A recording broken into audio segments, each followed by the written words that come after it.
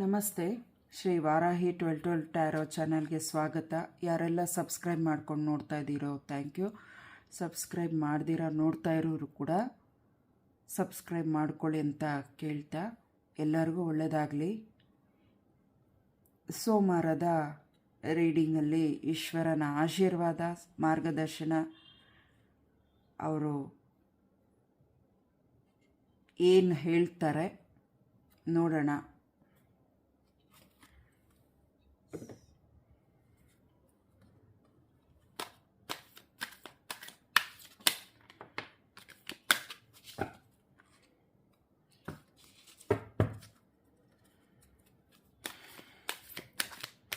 ಯಾರೆಲ್ಲ ಧರ್ಮಸ್ಥಳ ಮತ್ತು ತುಂಬ ದೂರ ಯಾತ್ರೆಗಳು ಮಾಡ್ತಾ ಇದ್ದೀರೋ ಅವ್ರಿಗೆಲ್ಲ ಒಳ್ಳೆಯದಾಗಲಿ. ನನಗಂತೂ ಆ ಹೆಸರುಗಳು ಹೇಳಲಿಕ್ಕೆ ಅಷ್ಟು ನೆನಪಿಲ್ಲ. ಪುಣ್ಯಕ್ಷೇತ್ರಗಳ ಪ್ರಯಾಣ ಹೋಗಿರೋರು, ಹೋಗಿ ಬರ್ತಾ ಇರೋರಿಗೂ ಒಳ್ಳೆಯದಾಗಲಿ. ಕ್ಷೇಮಕ್ಕೆ ಹೋಗಿ ಕ್ಷೇಮಕ್ಕೆ ಬನ್ನಿ. ಮತ್ತು ಧರ್ಮಸ್ಥಳ, ನಂಜನಗೂಡು, ಇನ್ನು ನಮ್ಮ ಕಡೆ ಸುಮಾರು ದೇವಸ್ಥಾನಗಳಿದೆ, ಆ ಕಡೆ ಎಲ್ಲ ಹೋಗ್ಬಿಟ್ಟು ಬನ್ನಿ, ಒಳ್ಳೆಯದಾಗಲಿ. ಏನಾದರೂ ಹರಕೆಗಳಿದ್ದರೆ ತೀರಿಸ್ಕೊಳ್ಳಿ. ಸಮಯ ಇಲ್ಲ, ಇನ್ನೊಂದು ಸತಿ ಹೋಗೋಣ ಅಂತ ಅಂದ್ಕೊಂಡ್ರೆ ದಯವಿಟ್ಟು ಮುಂದಿನ ದಿನ ಅಂತ ತಳ್ಳಿ ಹಾಕಬೇಡಿ. ಆಯಾ ಸಮಯ ಸಂದರ್ಭಕ್ಕೆ ತಕ್ಕದಂಥ ಒಂದು ಕೆಲಸಗಳನ್ನ ಮಾಡಿಕೊಂಡು ಹೋಗಿ. ಏಕೆಂದರೆ ನಮ್ಮ ಒಂದು ಕೆಲಸ ಕಾರ್ಯಗಳಲ್ಲಿ ಆಶೀರ್ವಾದ ಬೇಕು, ದೇವರುಗಳದು. ಅವರ ಆಶೀರ್ವಾದ ಇಲ್ಲದೆ ನಾವು ಯಾವುದೇ ಥರ ಕೆಲಸಗಳನ್ನ ಮಾಡಲಿಕ್ಕೆ ಆಗಲ್ಲ. ಒಳ್ಳೆಯ ವಿಚಾರದಲ್ಲಿ ನಮಗೆ ಇನ್ನಷ್ಟು ಆಶೀರ್ವಾದ ಸಿಗಬೇಕಲ್ವ. ಹಾಗಾಗಿ ಆ ಸಮಯಗಳಲ್ಲಿ ಏನೇನು ದೇವರುಗಳಿಗೆ ವರ್ಷಕ್ಕೊಮ್ಮೆ ಏನಂತ ನೀವು ಅಂದ್ಕೊಂಡಿರ್ತೀರ, ತೀರ್ಥಯಾತ್ರೆಗಳು ಮತ್ತು ಅಭಿಷೇಕಗಳು, ಮನೆ ಹತ್ರನೇ ಇರುವಂಥ ದೇವಸ್ಥಾನಗಳಲ್ಲಿ ಈಶ್ವರನಿಗೆ ಭಸ್ಮ ಅಭಿಷೇಕ, ರುದ್ರಾಭಿಷೇಕ ಮತ್ತು ಪಂಚಾಮೃತ ಅಭಿಷೇಕ, ಇನ್ನು ರುದ್ರಾಕ್ಷಿ ಅಭಿಷೇಕ, ಇನ್ನೂ ಸುಮಾರಿದೆ. ಅವೆಲ್ಲ ಮಾಡಿಸ್ಕೊಳ್ಳಿ.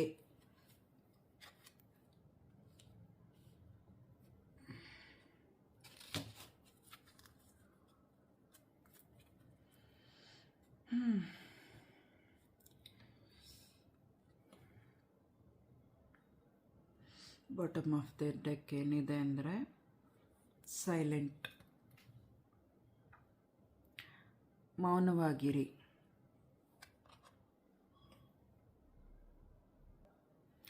ಸೈಲೆಂಟಾಗಿ ಇರಿ ಅಂತ ಹೇಳ್ತಾ ಇದ್ದಾರಲ್ವಾ. ಹಿಂದೆ ಇರುವಂಥ ಮಾತುಗಳನ್ನ ನೆನಪು ಮಾಡ್ಕೋಬೇಡಿ, ಆಯಿತಾ? ಹಿಂದೆ ಇರೋವಂಥ ಮಾತುಗಳನ್ನ ನೆನಪು ಮಾಡ್ಕೋಬೇಡಿ. ಹಿಂದೆ ಆಗಿದ್ದ ಪರಿಸ್ಥಿತಿಗಳನ್ನ ನೆನಪು ಮಾಡ್ಕೋಬೇಡಿ. ಹಿಂದೆ ಪಟ್ಟ ಕಷ್ಟ, ಅವಮಾನಗಳನ್ನ, ನೋವುಗಳನ್ನ ಮರೆತು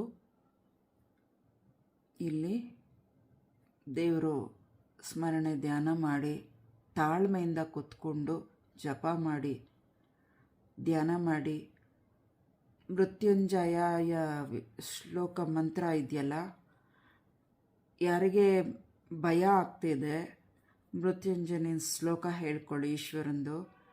ತ್ರಯಂಬಕಂ ಯಜಾಮಹೇ ಸುಗಂಧಿಂ ಪುಷ್ಟಿವರ್ಧನಂ ಉರ್ವಾರುಕಮೇ ಬಂಧನ ಮೃತ್ಯುರ್ಮುಕ್ಷೀಯಮಾಮೃತಂ. ಇನ್ನೊಂದು ಶ್ಲೋಕ ಕೂಡ ಇದೆ, ಅದನ್ನು ಹೇಳಿ, ಬೆಳಗ್ಗೆ ಹೇಳಿ, ಸಾಯಂಕಾಲ ಹೇಳಿ, ನೀವು ಏನೇ ಕೆಲಸ ಮಾಡ್ತಾಯಿದ್ರೂ ಹೇಳಿಕೊಂಡು ನಿಮ್ಮ ಕೆಲಸಗಳ ಕಡೆ ಗಮನ ಕೊಡಿ.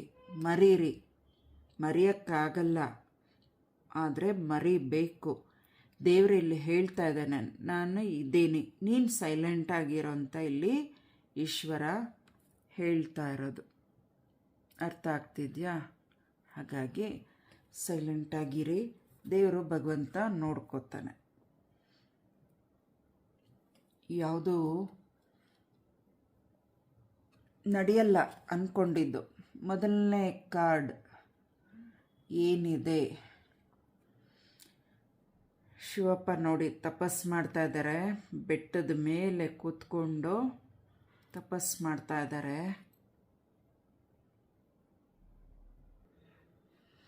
ನೀಲಕಂಠ, ವಿಷಕಂಠ, ನೀಲಕಂಠ ಇದ್ದಾರೆ.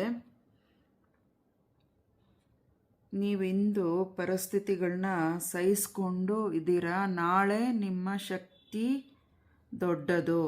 ಆ ದೊಡ್ಡದನ್ನು ನಾನು ಜೊತೆಯಲ್ಲಿದ್ದು ನಡೆಸ್ತೀನಿ ಅಂತ ಇಲ್ಲಿ ಈಶ್ವರ ಹೇಳ್ತಾ ಇದ್ದಾರೆ. ಆದಷ್ಟು ದೇವ್ರ ಮೊರೆ ಹೋಗಿ ಒಳ್ಳೆಯದಾಗಲಿ. ವಿಷಕಂಠ, ನೀಲಕಂಠ ಅಂದರೆ ಅದರ ಅರ್ಥಗಳೇ ಸುಮಾರಿದೆ, ಅದೆಲ್ಲರಿಗೂ ಗೊತ್ತಿರೋಂಥದ್ದು. ಆದರೆ ಮುಕ್ಕೋಟಿ ಕಣ್ಣುಗಳು ಎಲ್ಲ ದೇವರುಗಳಿಗೂ ಇರುತ್ತೆ. ಮನಸ್ಸಲ್ಲೊಂದು ಬಾಯಲ್ಲೊಂದು ಹೇಳ್ಕೊಂಡು ಯಾಮಾರಿಸ್ತೀವಲ್ಲ, ನೀಲಕಂಠ, ವಿಷಕಂಠ. ಅವನೊಂದು ಸತಿ ಒಬ್ಬರಿಗೆ ವಿಷ ಕೊಡೋದಕ್ಕಿಂತ ದೇವರು ನೋಡಿ ನೋಡಿ ಒಂದು ಸತಿ ವಿಷ ಕೊಟ್ಟ ಅಂದರೆ ಸಹಿಸ್ಕೊಳಕ್ಕಾಗಲ್ಲ. ಆ ವಿಷ ಅನ್ನೋದನ್ನು ದೇವ್ರಿಗೆ ಕೊಡೋದು ಶಿಕ್ಷೆ ಆಗಿರ್ಬೋದು, ಹೊಡಿಬೋದು, ನಮ್ಮ ಕೆಲಸಗಳು ಆಗದಿರ ನಿಂತು ಹೋಗ್ಬೋದು, ಯಾರ ಸಪೋರ್ಟು ಸಿಗದಿರ ನಾವೊಂದು ಮೂಲೆ ಗುಂಪು ಆಗ್ಬೋದು. ಅದು ಕೂಡ ಒಂಥರ ಕೆಟ್ಟ ವಿಷಯನೇ. ಆಯಿತಾ? ಯಾವ ಕಣ್ಣಿಂದನೂ ದೇವ್ರು ನೋಡ್ತಾ ಇಲ್ಲ ಬಿಡು, ಒಂದೇ ಕಣ್ಣಿರೋದು ಅಂದ್ಕೊಳ್ತೀವಿ. ತಿಳಿದಿದೆ. ಪ್ರತಿಯೊಂದು ದೇವ್ರಿಗೂ ಕಣ್ಣುಗಳಿದೆ. ಎಲ್ಲ ಇಷ್ಟು ಜನದಲ್ಲಿ ನಾವು ಏನು ಮಾಡಿದ್ರೂ ಗೊತ್ತಾಗಲ್ಲ ಅಂದರೆ ಖಂಡಿತ ಗೊತ್ತಾಗತ್ತೆ. ಆದಷ್ಟು ದೇವ್ರನ್ನ ಜಪ ಮಾಡಿ, ನಾಳೆ ದಿನ ಒಳ್ಳೆಯದು ಆಗತ್ತೆ. ನೋಡಿ, ಬೆರಳು ಹಿಡ್ಕೊಂಡು ಹೇಗೆ ಕೂತಿದ್ದಾರೆ ಈಶ್ವರ ಜಪ ಮಾಡಿಕೊಂಡು, ಕೊರಳಲ್ಲಿ ಹಾವು ಸುತ್ತಕೊಂಡು, ಗಂಗಿನ ಧರಿಸ್ಕೊಂಡು ತನ್ನ ಮುಡಿಯಲ್ಲಿ ಜಪ ಮಾಡ್ತಾ ಇದ್ದಾರೆ. ತಾಳ್ಮೆಯಿಂದ ಇರಿ. ಇದು ವಿಚಾರ ಯಾರಿಗಂತ ಗೊತ್ತಿಲ್ಲ. ತಾಳ್ಮೆಯಿಂದ ಇರಿ, ಒಳ್ಳೆಯದಾಗುತ್ತೆ. ಎರಡನೇದು ಯಾರು ಆಯ್ಕೆ ಮಾಡ್ಕೊಂಡಿದ್ದೀರಾ?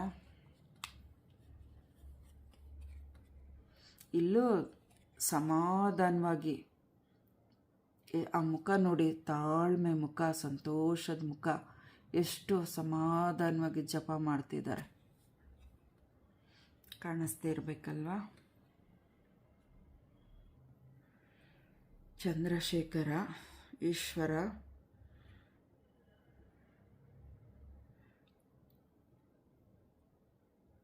ನಿಮ್ಮ ಆಲೋಚನೆಗಳು ಶಾಂತತೆಯಿಂದ ಮಾಡಿ ಅಂತಾರೆ. ಯಾವುದು ನಿಮ್ಮ ಆಲೋಚನೆಗಳನ್ನ ಹಿಂಗೆ ಅನುಮಾನ ಪಡೆದಿರ ಒಳ್ಳೆಯ ರೀತಿಯಾಗಿ ತಾಳ್ಮೆಯಿಂದ ನೀವು ಶಾಂತತೆಯಿಂದ ನಿಮ್ಮ ಆಲೋಚನೆಗಳನ್ನ ಮಾಡಿಕೊಳ್ಳಿ. ನಿಮ್ಮ ಮನಸ್ಸಲ್ಲಿ ತಾಳ್ಮೆ ಸಮಾಧಾನ ಇರಲಿ. ತಾಳ್ಮೆ ಸಮಾಧಾನದಿಂದ ಸಂಪೂರ್ಣವಾಗಿ ಮನಸ್ಸನ್ನು ತೃಪ್ತಿಯಾಗಿ ಇಟ್ಕೊಳ್ಳೋಕ್ಕೆ ಪ್ರಯತ್ನ ಖಂಡಿತ ಪಡಿ.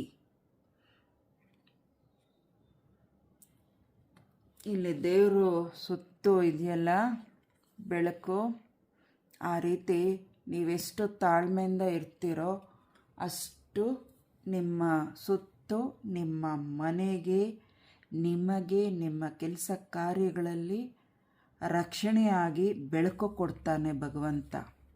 ಬೆಳಕು ಕೊಡ್ತಾನೆ. ಇಲ್ಲಿ ಸ್ವಾಮಿ ಈಶ್ವರನ ಸುತ್ತು ನಕ್ಷತ್ರಗಳ ಥರ ಬೆಳಕು ಕಾಣಿಸ್ತಿದೆಯಲ್ಲ, ಆ ರೀತಿ ನಿಮ್ಮ ಜೀವನದಲ್ಲೂ, ನಿಮ್ಮ ಆರೋಗ್ಯಕ್ಕಾಗಲಿ, ನಿಮ್ಮ ಕೆಲಸ ಕಾರ್ಯಗಳಾಗಲಿ, ಯಾವುದೇ ಥರ ವಿಚಾರದಲ್ಲೂ ಬೆಳಕು ಕೊಡುತ್ತಾನೆ ಭಗವಂತ. ಪರಿಸ್ಥಿತಿಗಳು ಸುಧಾರಿಸುತ್ತೆ ಅಂತ ಇಲ್ಲಿ ಹೇಳ್ತಾ ಇದ್ದಾರೆ.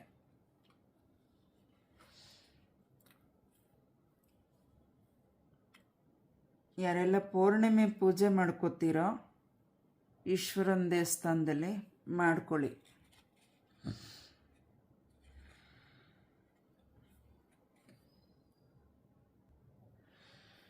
ಹಿಮಾಲಯದಲ್ಲಿ ಈಶ್ವರ ಕೂತ್ಕೊಂಡು ಜಪ ಮಾಡ್ತಿದ್ದಾರೆ. ಎಷ್ಟು ಬಿಳಿ ಬಿಳಿಯಾಗಿ ಕಾಣಿಸ್ತಿದೆ.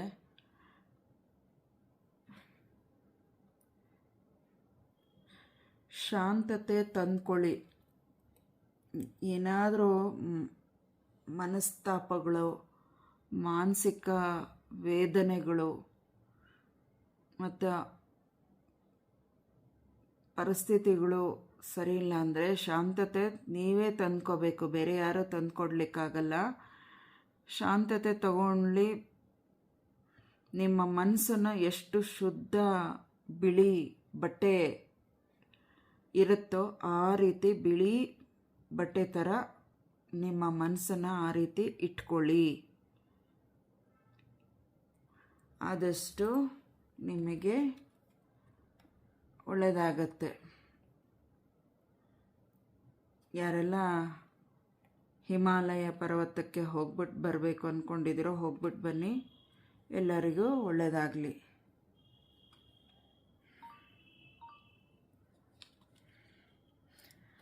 ನಾಲ್ಕನೇದು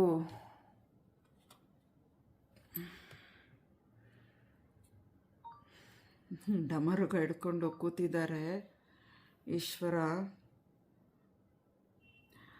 ನಾಲ್ಕನೇದು ಅಗೋರಿ. ಅಗೋರಿ ಶಿವಪ್ಪ ಆ ಒಂದು ಅವತಾರ ಕೂಡ ಅವರು ಇದ್ದಾರೆ.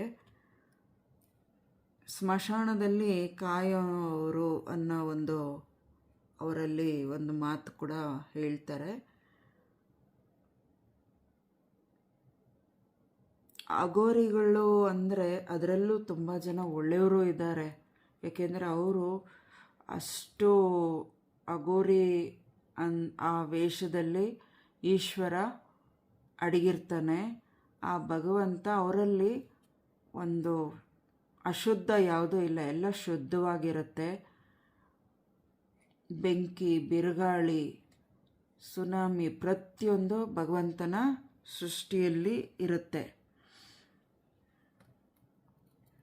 ಭಗವಂತ ಮನಸ್ಸು ಮಾಡಿದ್ರೆ ಯಾರಿಗಾದರೂ ಕೆಟ್ಟದ್ದು ಮಾಡೋಕ್ಕೋಗಿ ನೋಡಷ್ಟು ನೋಡ್ತಾನೆ. ಒಂದೇ ಸತಿ ಆ ಬುರುಡೆನ ಕೈಯಲ್ಲಿ ಇಟ್ಕೊಂಡಿರೋ ಹಾಗೆ ಇಟ್ಕೊಂಡ್ಬಿಡ್ತಾನೆ. ಯಾವ ಸಮಯ ಹೇಗೆ ಅಂತ ಗೊತ್ತಿಲ್ಲ. ಹೇಗೆ ಬೇಕಾದರೂ ಅವರ ವಶಕ್ಕೆ ಅಗೋರಿ ಈಶ್ವರ ನೋಡ್ಕೊಂಬಿಡ್ತಾರೆ. ತಾಳ್ಮೆಯಿಂದ ಯಾವುದು ಶಾಶ್ವತವಲ್ಲ, ಪರಿಸ್ಥಿತಿಗಳನ್ನ ನಿಭಾಯಿಸ್ಕೊಂಡು ಹೋಗಿ ಬಿಟ್ಟಾಕಿ. ಮೂರನೇ ಕಣ್ಣು ಈಶ್ವರ ಬಿಟ್ಟ ಅಂದರೆ ಯಾವುದು ಪ್ರಪಂಚ ಪ್ರಳಯ ಆಗೋದಂತೂ ಖಂಡಿತ. ನಿಮ್ಮ ಒಂದು ಅದೃಷ್ಟ ಈ ಈಶ್ವರನ ಪೂಜೆ ಮಾಡೋ ಇಲ್ಲಿ ರೀಡಿಂಗ್ ನಾನು ಈಶ್ವರಂದು ಮಾಡ್ತಾ ಇರೋದು. ಇಲ್ಲಿ ಬೇರೆ ಇನ್ಯಾವ ದೇವ್ರದ್ದು ಇಲ್ಲಿ ಇಲ್ಲ. ಎಲ್ಲರಿಗೂ ಒಳ್ಳೆಯದಾಗಲಿ. ಆದರೆ ಒಂದು ಈಶ್ವರನ ಪೂಜೆ ಮಾಡೋಂಥ ಭಾಗ್ಯ ಸಿಗುತ್ತಲ್ಲ, ಅದು ತುಂಬ ಪುಣ್ಯ ಮಾಡಿರಬೇಕು. ಆ ಗೋರಿಗಳಾಗಬೇಕಂದ್ರೂ ಅವರು ತುಂಬ ಪುಣ್ಯ ಮಾಡಿರಬೇಕು. ಆದರೆ ಅವರು ಅಗೋರಿಗಳಾಗೋಕ್ಕೂ ಅದು ಒಂದು ಕಾರಣಾಂತರಗಳಿಂದ ಅವರು ಅದನ್ನು ಆ ಒಂದು ಪರಿಸ್ಥಿತಿ ಅಂದರೆ ಏನು ಹೇಳೋದು, ಆ ಒಂದು ವೇಷದಲ್ಲಿ ಅಗೋರಿಗಳಾಗಿ ಅವರು ಅವರವರ ಕೆಲಸನ ಆ ಹೆಸರಿಗೆ ತಗ್ದಂಗೆ ನಿಭಾಯಿಸ್ಕೊಂಡು ಹೋಗ್ತಾರೆ. ಮತ್ತು ಅರ್ಚಕರು, ಬ್ರಾಹ್ಮಣರು ಅವರೂ ಅಷ್ಟೇ ಸಾಧಾರಣ ಅಷ್ಟು ಸುಲಭ ಅಲ್ಲ. ನಾವು ಬ್ರಾಹ್ಮಣರಾಗಿದ್ದರೆ ಚೆನ್ನಾಗಿತ್ತು ಅಂತ ಸ್ವಲ್ಪ ಜನಕ್ಕೆ ಅನಿಸುತ್ತೆ. ನೋಡಿ ಎಷ್ಟು ಪುಣ್ಯ. ನಾವು ದೇವಸ್ಥಾನಕ್ಕೆ ಹೋದರೆ ಅವರು ಪೂಜೆ ಮಾಡಿ ಅಲ್ಲಿ ಎಲ್ಲರಿಗೂ ಅರ್ಚನೆ ಮಾಡಿ ಮಂಗಳಾರತಿ ಮಾಡಿ ತೀರ್ಥ ಕೊಡ್ತಾರೆ. ದೇವ್ರ ಮುಂದೆನೇ ಹೋಗಿ ನಿಂತ್ಕೊಳ್ತಾರೆ. ಅವ್ರಿಗೆ ದೇವ್ರಿಗೆ ಅಲಂಕಾರ ಮಾಡ್ತಾರೆ, ಅಭಿಷೇಕ ಮಾಡ್ತಾರೆ, ಪ್ರತಿಯೊಂದು ಮಾಡ್ತಾರೆ. ಆ ಒಂದು ಅದೃಷ್ಟ ಎಲ್ರಿಗೂ ಸಿಗಲ್ಲ. ನಾವು ಅಂದ್ಕೊಳ್ತೀವಿ ಇವರೆಷ್ಟು ಪುಣ್ಯವಂತರೋ ಬ್ರಾಹ್ಮಣರು, ಅರ್ಚಕರಾಗಿ ಅವರು ಗರ್ಭಗುಡಿ ಒಳಗಡೆ ಇದ್ದು ಎಲ್ಲ ಕೆಲಸಗಳು ದೇವ್ರದ್ದು ಮಾಡ್ತಾರಲ್ಲ ಅಂತ. ನಮ್ಗೆ ಆ ಯೋಗ ಇಲ್ಲ ಅಂತ ಕೆಲವ್ರಿಗೆ ಅನಿಸುತ್ತೆ. ಹಾಗಾಗಿ ಅನ್ಸೋದಕ್ಕೆ ಮುಂದಿನ ಜನ್ಮದಲ್ಲಿ ಅವ್ರಿಗೆ ಅವಕಾಶ ಸಿಗಲಿ ಅಂತ ಕೇಳ್ಕೊಳ್ತೀನಿ ನಾನು. ಈಶ್ವರ ಅವ್ರಿಗೆ ಅವಕಾಶ ಮಾಡಿಕೊಡಿ ಈ ಥರ ಅಂದ್ಕೊಳ್ಳೋರಿಗೆ. ಇನ್ನು ಕೆಲವರು ಯಾರು ಈ ಒಂದು ಬುರುಡೆ ಪರಿಸ್ಥಿತಿಗೆ ಬರಬೇಕು ಅಂತ ಅಂದ್ಕೊಂಡಿದ್ರಿ, ಆ ಪ್ರಯತ್ನ ಬಿಟ್ಬಿಡಿ. ಇದರಿಂದ ಏನು ಉಪಯೋಗ ಇಲ್ಲ. ಏನು ಹಣಕಾಸು ಸಿಗ್ಬೋದು ಅಷ್ಟೇ, ನಿಮಗೆ ಹಣಕಾಸು ಸಿಗ್ಬೋದು ಆ ಕ್ಷಣಕ್ಕೆ ನಿಮ್ಗೆ ಹಣಕಾಸು ಸಿಕ್ತು. ಆದರೆ ಇನ್ನೊಂದು ಕ್ಷಣಕ್ಕೆ ಅದು ಸಿಕ್ಕಿದ ಇನ್ನೊಂದು ಕ್ಷಣಕ್ಕೆ ಮಂಗ ಮಾಯ ಕೂಡ ಆಗ್ಬೋದು. ಹಣಕಾಸು, ಆಸ್ತಿ, ಅಂತಸ್ತು, ದುಡ್ಡು, ಒಡವೆ, ನಿಮ್ಮ ಗಾಡಿ, ಮನೆ, ಮಠ ಏನೇನು ನೀವು ಪಡ್ಕೊಂಡಿರ್ತೀರೋ ಅದೆಲ್ಲ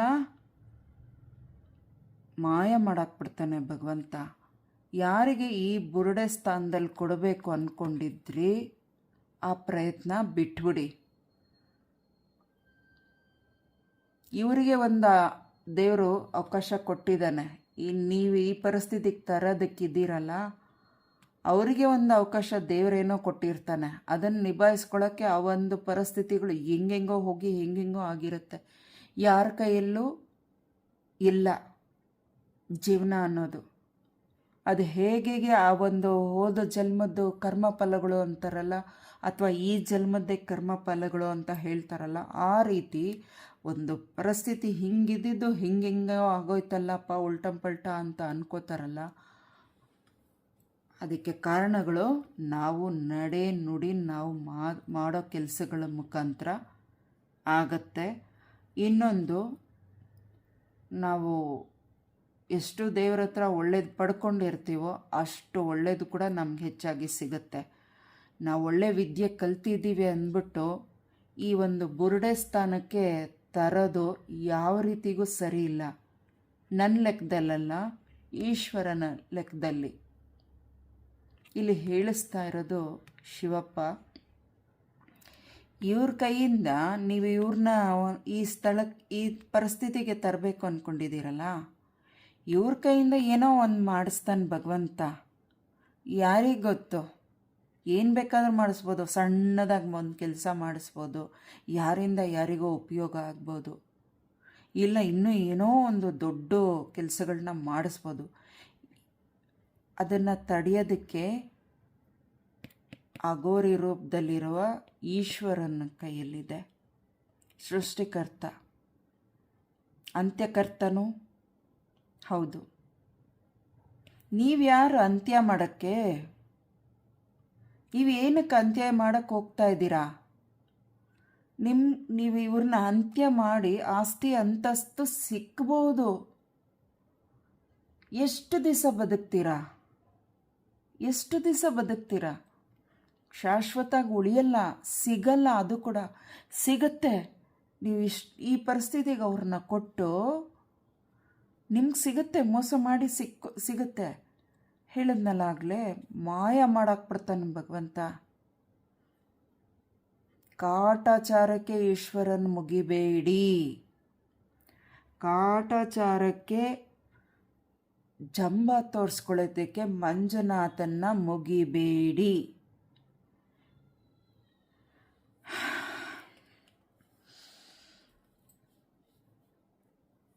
ಇದು ಈ ರೀತಿ ಯಾಕೆ ಮಾತಾಡಿಸ್ತಿದ್ದಾರೆ ಅನ್ನೋದು ನನಗೆ ಅರ್ಥ ಆಗ್ತಿಲ್ಲ. ಒಂಥರ ದುಃಖ ಕೂಡ ಆಗ್ತಿದೆ. ಆದಷ್ಟು ಈ ಒಂದು ಯೋಚನೆಗಳಿಂದ ಹೊರಗೆ ಬನ್ನಿ. ನೀವೊಬ್ಬರು ಜೀವನಕ್ಕೆ ಬೆಂಕಿಯಾಗಿ ಹಾಕೋಕ್ಕೆ ಹೋಗಿ ನಿಮಗೆ ನೀವೇ ಬೆಂಕಿ ಹಾಕ್ಕೊಳ್ಳೋ ಪರಿಸ್ಥಿತಿ ಬಂದೇ ಬರುತ್ತೆ.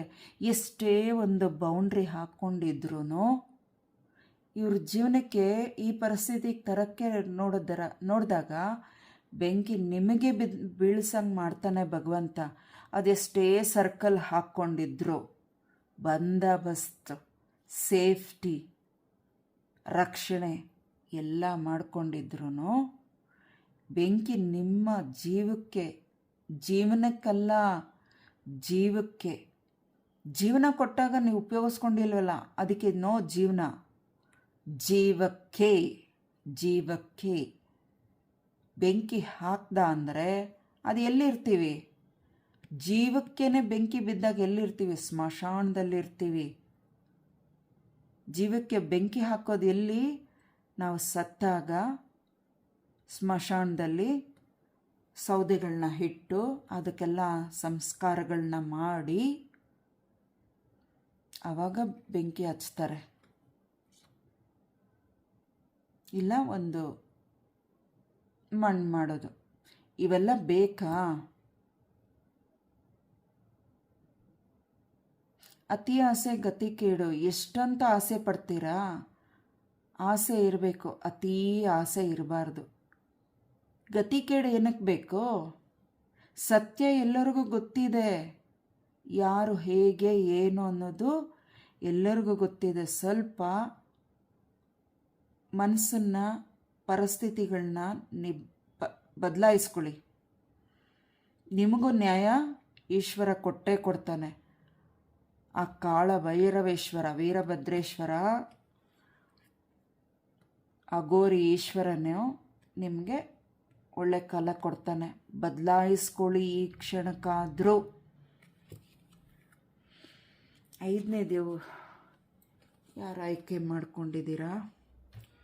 ಶೂಲ ಹಿಡ್ಕೊಂಡು, ಡಮರುಗ ಹಿಡ್ಕೊಂಡು ಜಪ ಮಾಡ್ತಾ ಇದ್ದಾರೆ.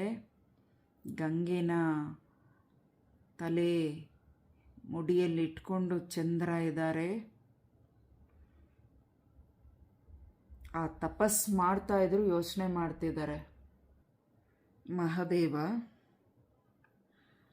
ಓಂ ಅಂತಿದೆ. ಸುತ್ತು ಬೆಳಕು ನೋಡಿ.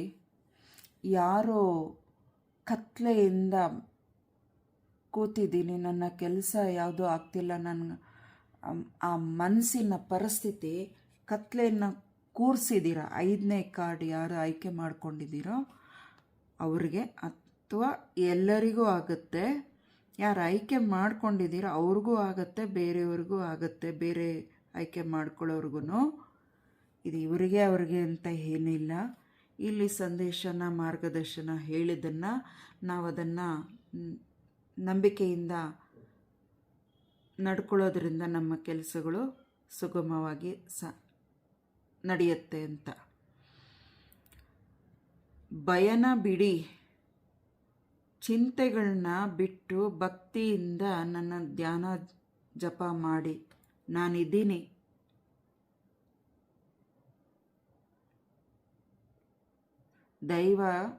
ದೇವರು ಎಲ್ಲ ಅರ್ತು ತಿಳ್ಕೊಂಡು ಕೂತಿದ್ದಾನೆ. ಸಮಯ ಕಾಯ್ತಾ ಇದ್ದಾನೆ ಭಗವಂತ. ದಯವಿಟ್ಟು ಇದು 5ನೇ ಕಾರ್ಡಲ್ಲೂ ಒಂದು ಅರ್ಥ ಬರ್ತಿದೆ. ಸಮಯ ಕಾಯ್ತಾ ಇದ್ದಾನೆ. ದಯವಿಟ್ಟು ನಿಮ್ಮಲ್ಲೂ ಒಳ್ಳೆತನ ಇದೆ, ಅದನ್ನು ಬದಲಾಯಿಸ್ಕೊಳ್ಳಿ. ದಯವಿಟ್ಟು ಬದಲಾಯಿಸ್ಕೊಳ್ಳಿ.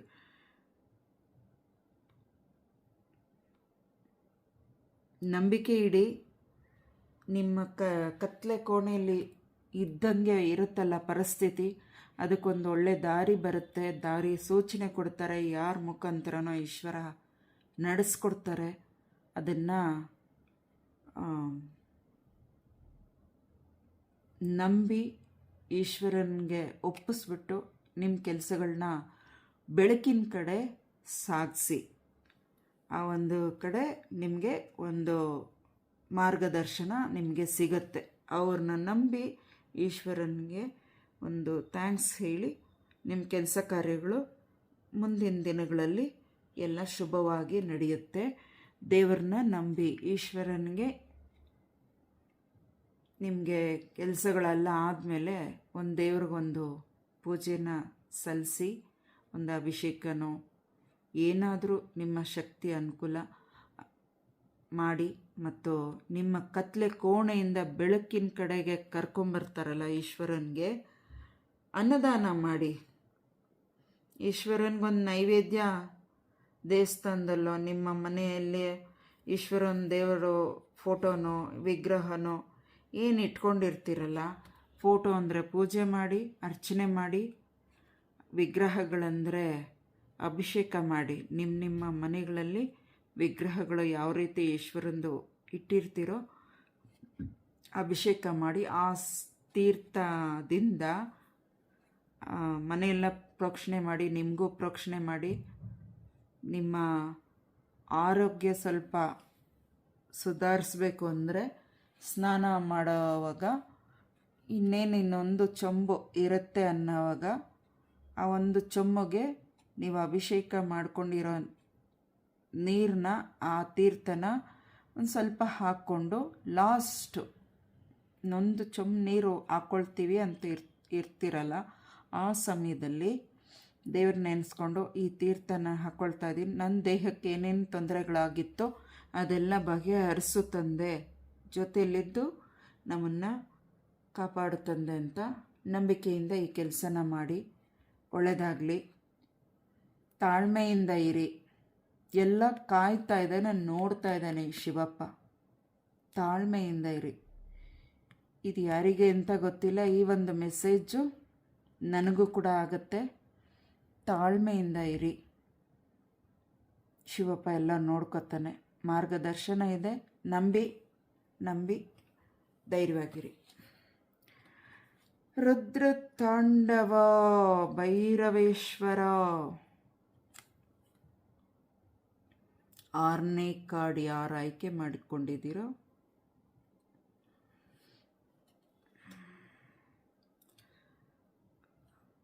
ಮುಖ ನೋಡಿ ಹೇಗಿದೆ ಈಶ್ವರಂದು. ರುದ್ರದೇವರು ಏನು ಆಗಲೇ ಹೇಳ್ದಂಗೆ ಅಘೋರಿಗಳು ಎಲ್ಲ ಎಷ್ಟೋ ಲಕ್ಷ ಕೋಟಿ ನಾಮಗಳು ಸ್ವಾಮಿ ಈಶ್ವರನಿಗೆ ಎಲ್ಲ ದೇವ್ರಿಗೂ ಇದೆ.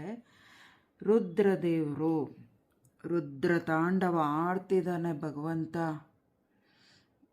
ನನ್ನ ಮುಂದೆನೇ ಇದ್ಕೊಂಡು ನಂದು ಭಯ ಇಲ್ದಿರ ಇಷ್ಟೊಂದು ಪ್ರಳಯಾಂತಕ ತೋರಿಸ್ತಿದ್ದೀರಾ. ನಾನು ಪ್ರಳಯಾಂತಕ, ನಾನು ಇಟ್ಟರೆ ಬಿರುಗಾಳಿ, ಸುನಾಮಿ, ಭೂಕಂಪಗಳು ಎಲ್ಲ ನಾನು ಮಾಡಿದ್ರೆ ಅಂದರೆ ಯಾರೂ ಉಳಿಯಲ್ಲ. ಬರೀ ಭೂಕಂಪಗಳು ಇರೋ ಸ್ಥಳದಲ್ಲೇ ಅಲ್ಲ, ನಾವು ಬೆಟ್ಟ ಗುಡ್ಡದಲ್ಲಿ ಅಲ್ಲೇ ಭೂಕಂಪಗಳಾಗುತ್ತೆ ಅಂತ ಹೇಳೋಕ್ಕಾಗಲ್ಲ. ನಾವು ವಾಸ ಮಾಡೋ ಸ್ಥಳದಲ್ಲೂ ಭೂಕಂಪ ಬಾಯಿ ಬಿಡಿಬೋದು. ಭೂಮಿ ನಾವು ವಾಸ ಎಲ್ಲೇ ಮಾಡ್ತಿದ್ರೂ ಈ ಒಂದು ಕೋಪಕ್ಕೆ ಯಾರು ದೇವ್ರನ್ನ ತಂದಿರೋರಿಗೆ ಯಾವ ಸ್ಥಳದಲ್ಲಿದ್ದೀರೋ ಆ ಸ್ಥಳ ಭೂಮಿ ಕೂಡ ಬಾಯಿ ಬಿಡೋ ರೀತಿ ಈ ರುದ್ರದೇವರು ಈಶ್ವರ ನಡ್ಕೋಬೋದು. ಅಷ್ಟು ಕ್ರೂರವಾಗಿದ್ದಾನೆ ನೋಡಿ. ಹತ್ತಿರದಿಂದ ನೋಡಿ, ಅವ್ರ ಮುಖ ನೋಡಿ, ಅವ್ರ ಕಣ್ಣು ನೋಡಿ, ಅವರು ಆಕ್ರೋಶ ನೋಡಿ, ರೋಷ ನೋಡಿ. ಬೇಕಾ ಈ ರುದ್ರಾವತಾರ? ಬೇಕಾ? ತಾಳ್ಮೆಯಿಂದ ಇರಬೇಕಲ್ವಾ? ಒಂದಕ್ಕೊಂದು ಸಂಬಂಧಗಳೇ ಬೆಲೆ ಕೊಡ್ದಿರ ನಡ್ಕೋತಿರಲ್ಲ, ಇದು ಯಾವ ರೀತಿಗೆ ಸರಿ ನಿಮಗೆ?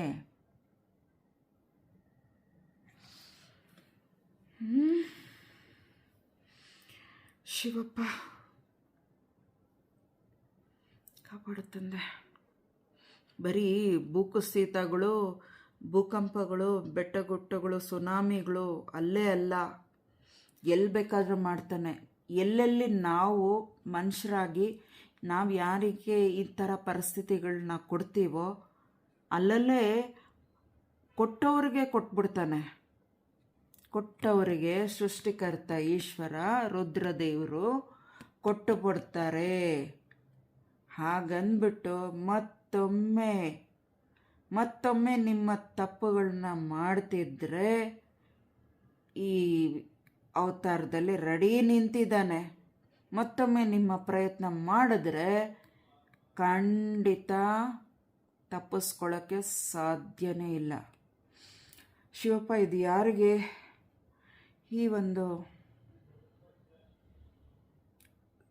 ಸಂದೇಶನ ಹೇಳಿಸ್ತಿದ್ದೀರಾ? ಕಾಪಾಡು ತಂದೆ ಎಲ್ಲರನ್ನೂ. ಭೈರವೇಶ್ವರ, ವೀರಭದ್ರೇಶ್ವರ, ಭೈರವ ವೀರಭದ್ರೇಶ್ವರ ಇದ್ದಾರೆ. ನಾಯಿ ಶ್ವಾನಗಳನ್ನ ತಗೊಂಡು ಬಂದಿರ್ತೀರ ಮನೆಯಲ್ಲಿ ಸಾಕೊಳ್ಳೋಕ್ಕೆ, ದಯವಿಟ್ಟು ಅದಕ್ಕೆ ಟೈಮ್ ಸರಿಯಾಗಿ ಊಟಗಳನ್ನ ಹಾಕಿ. ನಿಮ್ಮ ಒಂದು ಕೆಲಸಗಳು ಪುರ್ಸೋತಿಲ್ಲ ಅನ್ನೋದರಲ್ಲಿ ಅದ್ರ ಕಡೆ ಗಮನ ಕೊಡ್ದಿರ ಇರಬೇಡ್ರಿ. ಅದು ಹುಷಾರು ತಪ್ಪಿದ್ರೆ ದಯವಿಟ್ಟು ತಗೊಂಡೋಗಿ ಡಾಕ್ಟ್ರ್ ಹತ್ರ ಚಿಕಿತ್ಸೆ ಮಾಡಿಸಿ, ಟ್ರೀಟ್ಮೆಂಟ್ ಕೊಡಿಸಿ, ಅದಕ್ಕೆ ಟೈಮ್ ಸರಿಗೆ ಊಟಗಳನ್ನ ಇಡ್ರಿ. ಮನುಷ್ಯ ನಿಯತ್ತಾಗಿರಲ್ಲ, ಶ್ವಾನಗಳು, ಪ್ರಾಣಿಗಳು, ನಾಯಿ ಅಂತ ಹೇಳೋದ್ರ ಮುಖಾಂತರ ಸಾಕ್ತಿರೋರಿಗೆ ಅದರ ಕಡೆ ಹೆಚ್ಚು ಗಮನ ಇರಲಿ ಅಂತ ಇಲ್ಲಿ ಹೇಳ್ತಾ ಇದ್ದಾರೆ.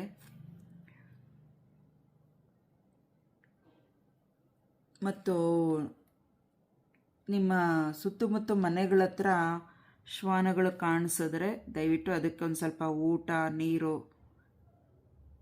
ಕೊಡಿ ತಿನ್ನಲಿಕ್ಕೆ. ನಿಮಗೆ ದೇವ್ರ ರೂಪದಲ್ಲಿ ರಕ್ಷಣೆಯಾಗಿ ಶ್ವಾನ ಅಂದರೆ ನಾಯಿ ರೂಪದಲ್ಲಿ ರಕ್ಷಣೆಯಾಗಿ ಈಶ್ವರ ನಿಂತಿರ್ತಾನೆ, ಭೈರವೇಶ್ವರ. ಆಯಿತಾ?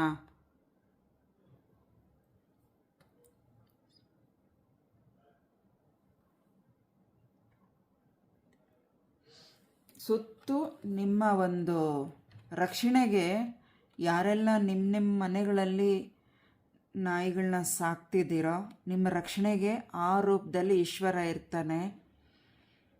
ಸ್ವಲ್ಪ ನಾಯಿ ಅನ್ನೋ ಒಂದು ಶಬ್ದದಿಂದ ಈಶ್ವರನ ವಾಹನ ಆಗಿರೋದ್ರಿಂದ, ಭೈರವೇಶ್ವರನ ವಾಹನ ಆಗಿರೋದ್ರಿಂದ ದೇವರನ್ನ ಭಾವನೆ ಇಟ್ಕೊಳ್ಳಿ. ಅದಕ್ಕೊಂದು ಟೈಮ್ ಸರಿ ಊಟಗಳನ್ನ ಏನೇನು ಕೊಡಬೇಕೋ ಕೊಡಿ.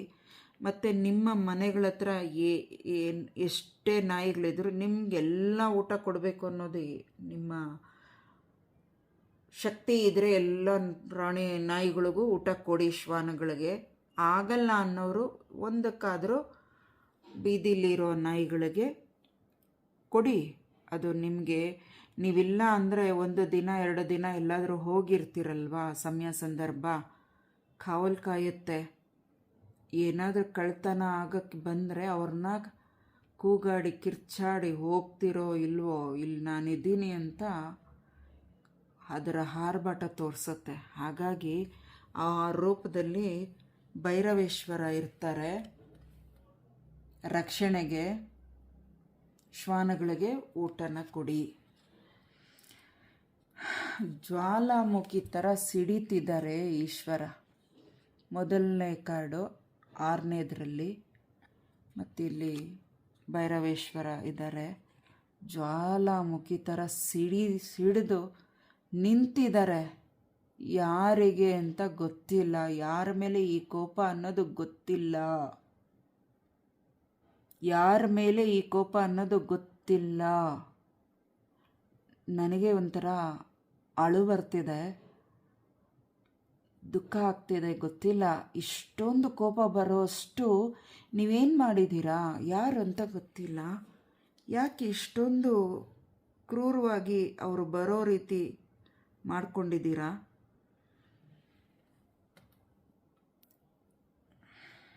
ಇದು ದೇವ್ರಿಗೆ ಬಿಟ್ಟಿದ್ದು. ಈ ಕೋಪಕ್ಕೆ ಕಾರಣ ಆಗಿರೋರಿಗೆ, ಅವ್ರಿಗೂ ದೇವ್ರಿಗೂ ಈಶ್ವರನಿಗೆ ಭೈರವೇಶ್ವರನಿಗೆ ಬಿಟ್ಟಿದ್ದು. ಕಾಪಾಡಪ್ಪ ಈಶ್ವರ, ಎಲ್ಲರಿಗೂ ಒಳ್ಳೆಯದಾಗಲಿ.